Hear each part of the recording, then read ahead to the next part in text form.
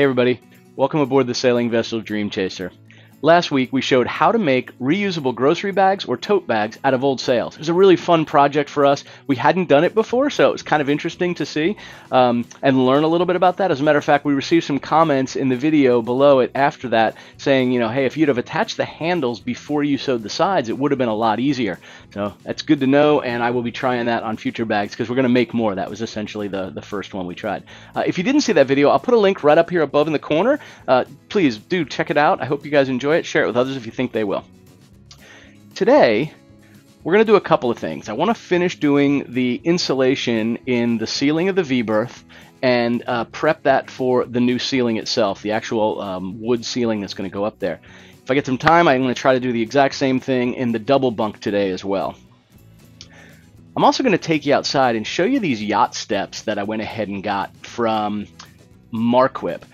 Quite a while ago, Deb was really talking a lot about the desire to have some of these adjustable boarding steps. And if you've ever seen them, it's essentially two parallel rails, and they have steps on them. And as they go up and down, the actual steps remain parallel, regardless of the angle. So they're designed for boats. They sit on the side of the boat. The steps go out onto the dock, and it can handle the motion of the boat, the tide change, etc. Right? And there's wheels on the bottom of it where it touches the dock, so it kind of rolls around as needed. So we're excited about that. We actually found a set of those used, gosh, a year and a half ago. We bought them and hauled them back, had them in storage. The challenge we have here is our dock is pretty narrow. And so we went online and we saw, wonder if you can get like a swivel mount that would allow you to change the angle of the steps. And the answer to that is yes, you can. And the answer to that further is, oh my gosh, is it expensive? So we put it off and put it off and put it off. Deb has had knee replacement surgery on one of her knees. She has sort of some residual knee injuries from all her cross-country running when she was younger. And because of that, she has really wanted to do these steps. Like I said, we put it on hold for a while, and when Whitney fell off the boat carrying McKinley a couple of months ago, luckily they didn't go in the water. They caught each other on the dock boards there. But it was a little nerve-wracking. So we sort of reinvigorated this discussion around, hey, let's go ahead and do this. So we did go ahead and order it. We didn't get the swivel one. Marquipt, the company that makes these particular steps, also makes a angled bracket that allows you to put the steps either perpendicular to the boat without the bracket, or you can do it at a 45-degree angle, or I think the other one is 12 or 15-degree angle or something, essentially making them almost parallel to the side of the boat, right, if you think about that. And what we would do is, step off the boat, turn toward the stern, and it would just walk down onto the dock. So we haven't installed the steps yet, but we did go ahead and have, the yard that did all the work for us come out and actually install the brackets because we were being a little lazy. So they came out and installed the brackets, and today I went ahead and put the platform on. I'll kind of show you how it works. I'm going to have to play with this a little bit. I got to tell you, it's not convenient, and I'll show you in the video in just a second. I'm going to go ahead and try and dry fit our Marquipt yacht steps. Deb's been wanting to get some of these automatic adjusting yacht steps for quite some time. So let's talk first impressions. First impressions are, it's strong. I'm sitting on it, not an issue whatsoever. However, there's a downside. Let me show you.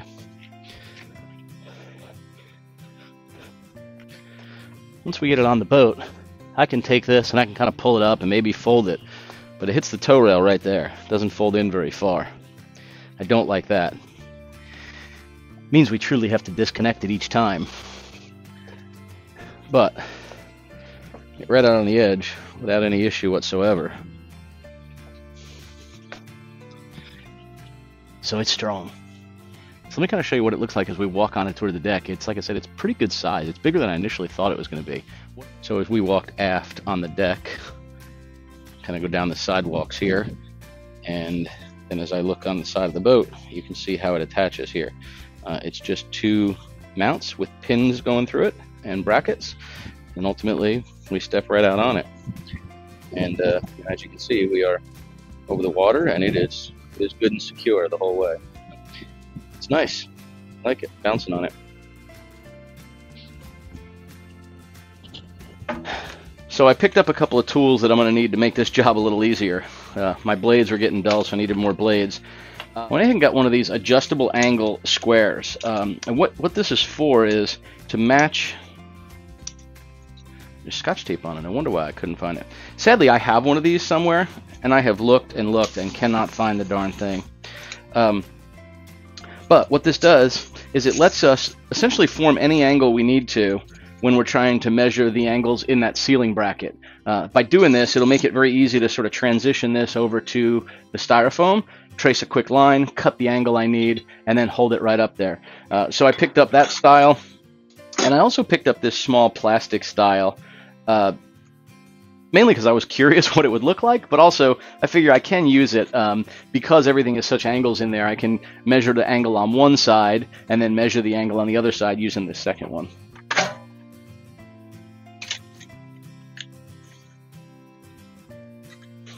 Deb probably wouldn't be happy if she saw me using the kitchen knife for that, especially given that I just bought blades for the utility knife, but I'm being lazy and it's handy right here.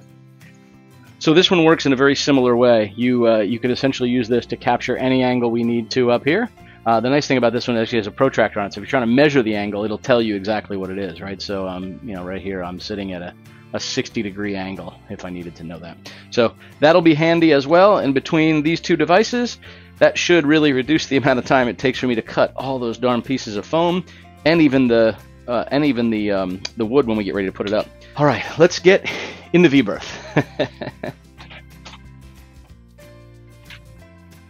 So you might remember from a week or two ago, we went ahead and put the radiant barrier insulation up in the V-berth. So I apologize for the lighting. That silver material is very reflective of just this desk lamp that I'm using to light up the work area.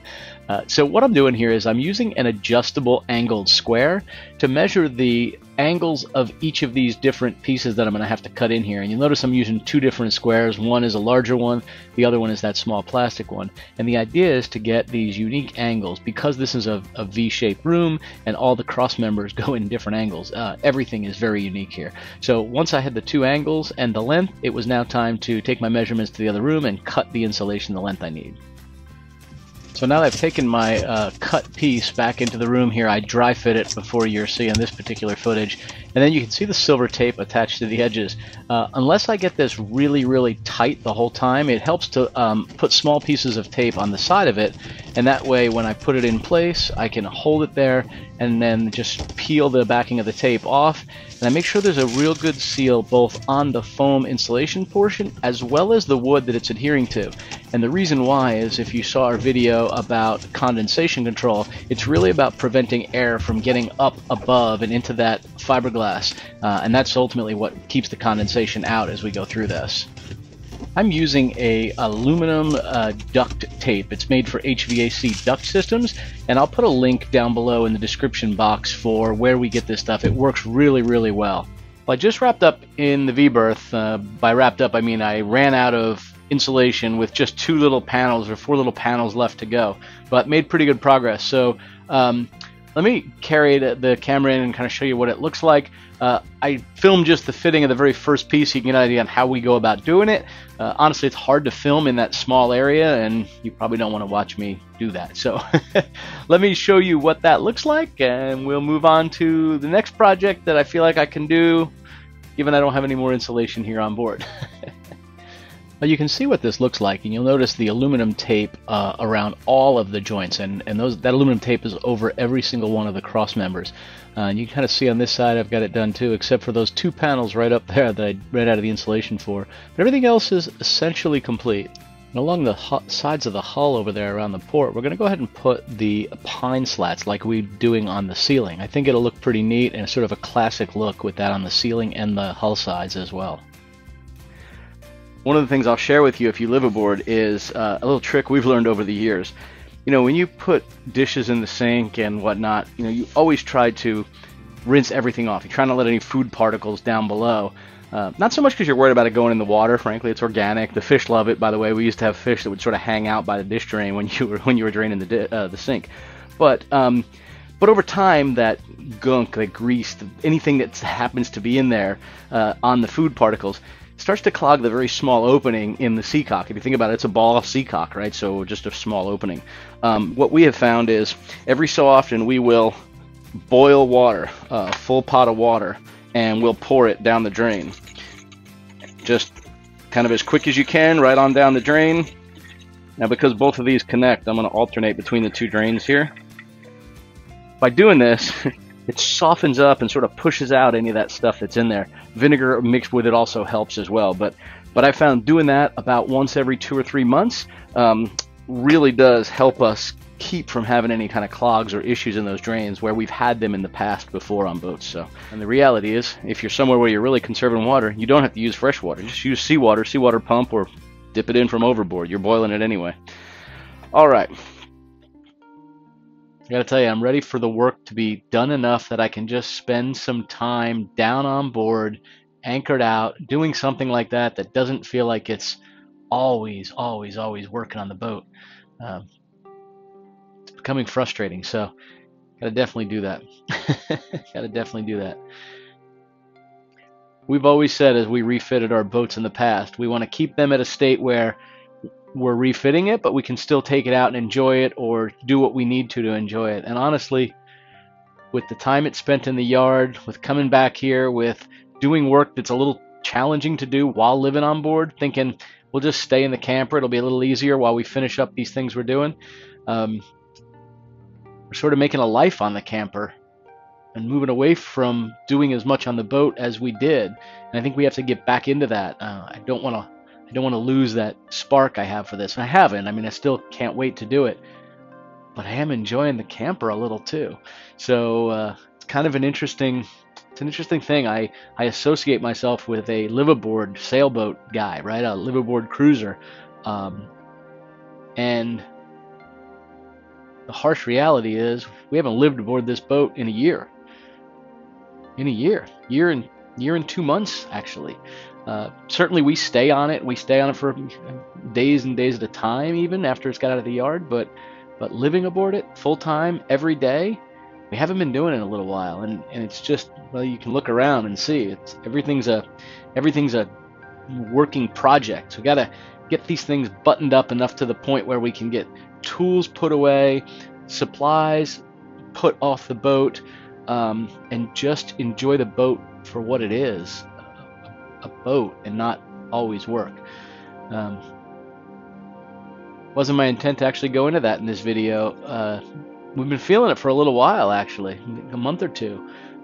Deb and I always said before, when you do any kind of big project like this, you could be refitting your home, refitting a boat, whatever it happens to be, you have these sort of ups and downs in your thought process, your motivation, all those things. And historically, on this boat and the last two that Deb and I have lived aboard and fixed up as we did it, in both of those cases, we each had those cycles. But usually when one was down, the other was up, and then we would sort of lift each other's spirits. And it seems like in the last 4 or 5 months, we've both been in those low spots at the same time as we've been in the high spots. And what that means is when we're in that spot, it takes a little longer to get your motivation back up, or your desire to go do this project or work, when you don't have the other person sort of baiting you into it a little bit, right, in a positive way, influencing your desire to do it. So yeah, it's been interesting. I don't know where to go with that other than we're still kind of moving forward here for sure.